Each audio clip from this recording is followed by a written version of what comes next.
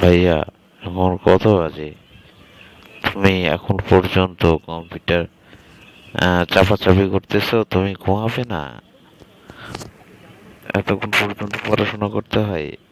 এখন বাজে রাত 1টা। তুমি ঘুমিয়ে পড়ো। ঘুম থেকে উঠে তুমি আবার হচ্ছে যে ভোরবেলা নামাজ পড়ে আবার তুমি পড়তে বসিও। এখন ঘুমাও।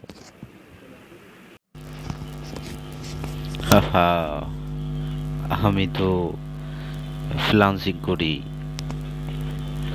পড়াশোনা শেষ করে তারপরে কম্পিউটারে ঢুকে কিছু ফ্রিল্যান্সিং করি এবং কিছু ডলার ইনকাম করি। এই জন্যেই একটু রাত হয়। তুই আমার ছোট বোন, আমি এটা কাউরের কাছে শেয়ার করিনি। প্রথম তোরে আমি বললাম, ঠিক আছে? এটা দিয়ে আমার পড়াশোনাটা করি। হ্যাঁ, বন্ধু বান্ধবের সাথে আড্ডা দিই।